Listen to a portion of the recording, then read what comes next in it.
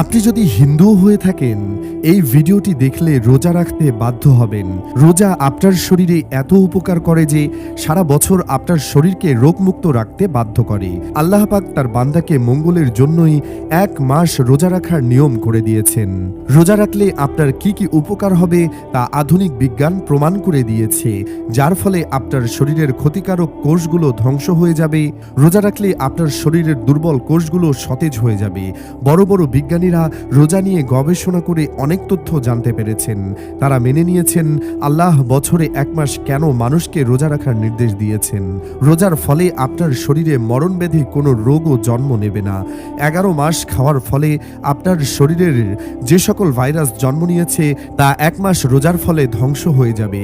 হৃদরোগ, উচ্চ রক্তচাপ, হাঁপানি রোগীদের জন্য যা উপকারী, ডাক্তারদের মতে রোজার ফলে মস্তিষ্কের সেরিবেলাম লিঙ্ক সিস্টেমের উপর নিয়ন্ত্রণ বাড়ার কারণে মনে অশান্তি, দুশ্চিন্তা দূর হয়, যা উচ্চ রক্তচাপের জন্য মঙ্গলজনক। বহুমূত্র রোগের প্রাথমিক পর্যায়ে রোজা খুব উপকারী। বিশ্বজুড়ে সমস্ত ধর্মীয় রীতিনীতি মেনে রমজান মাস পালন করেন।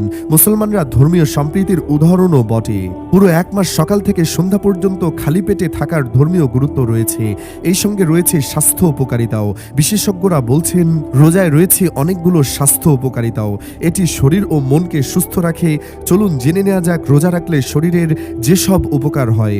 শরীরের কোলেস্টেরল কমে যায়, হার্টের রোগীদের জন্য উপকারী। ক্ষুধার হরমোন কমে, যেটা ওজন কমাতে সহায়ক। অভুক্ত থাকলে ব্রেন তার প্রোটিনগুলো ঝালাই করে ব্রেনও ট্রপিক হরমোন কোষ পারে, ফলে ব্রেন সজীব ও সতেজ হয়। স্টোরেজ কম থাকার কারণে স্ট্রেস হরমোন কর্টিসল বাড়ে না। সারাদিন না খেয়ে থাকলে অর্থাৎ পাকস্থলী খালি থাকে, ফলে শরীরের যাবতীয় বর্জ্যগুলোকে মানে টক্সিন বার করতে পারে। বিজ্ঞানীরা বলছেন আপনি যদি সঠিক পদ্ধতিতে রোজা রাখতে পারেন তাহলে অবশ্যই আপনার বাড়তি ওজন কমবে। বাড়তি ওজন ছেড়ে ফেলে আপনি একজন স্মার্ট মানুষে রূপান্তরিত হতে পারবেন। রোজা রাখলে কি ঘটে?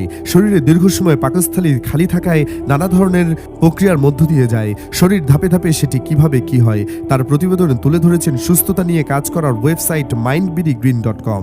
প্রথম 4 ঘন্টা হওয়ার পর প্রথম 4 ঘন্টায় অভ্যন্তরীণ শক্তিকে কাজে লাগিয়ে বিভিন্ন কর্মকাণ্ড সচল রাখার পাশাপাশি ও শিশুর বিকাশ ঘটে। শরীর সরাসরি হরমোন ইনসুলিন উৎপন্ন করে। অগ্নাশয়ের মধ্য দিয়ে রক্ত মিশ্রিত গ্লুকোজ ব্যবহারের পাশাপাশি পরবর্তী সময় ব্যবহারের জন্য কোষে বাড়তি শক্তিও মজুত করা যায়। 4 থেকে 16 ঘন্টা, যারা 16 ঘন্টার মতো রোজা রাখবেন তাদের শারীরিক ক্রিয়া দ্বিতীয় ধাপে শুরু হয়। চতুর্থ ঘন্টা থেকে এ পর্যায়ে প্রয়োজনীয় শক্তি যোগাতে সঞ্চিত অতিরিক্ত পুষ্টি ব্যবহার করা শুরু করে। শরীর তার কোষে থাকা শক্তি ফুরিয়ে গেলে শরীর নজর দেয় সঞ্চিত চর্বি বা ফ্যাট এ। শরীর থেকে চর্বি নির্গমন এবং শক্তি যোগাতে এগুলো পুড়িয়ে ফেলার প্রক্রিয়াকে বলা হয় cute body spray for energy. এটি সাধারণত ঘটে 16তম ঘন্টার কাছাকাছি সময়ে। শরীর সঞ্চিত চর্বি পুরানোর পর্যায়ে কখন যাবে সেটি নির্ভর করে রোজা বা উপবাস শুরুর আগে গ্রহণ করা খাদ্যের ধরনের উপর। অটোফেজি হলো এমন এক প্রক্রিয়া যার মধ্য দিয়ে বসে থাকা মৃত বা ক্ষতিগ্রস্ত বস্তুগুলো সরিয়ে দেয়। শরীর এসব বস্তুর পার্থক্য ক্যান্সার, দীর্ঘমেয়াদী রোগের কারণ হতে পারে। তো দর্শক, আজ এ পর্যন্তই। আবার আসবো নতুন সব তথ্য নিয়ে। ভালো থাকুন, সুস্থ থাকুন। এতক্ষণ আমাদের সাথে থাকার জন্য আপনাকে অসংখ্য ধন্যবাদ।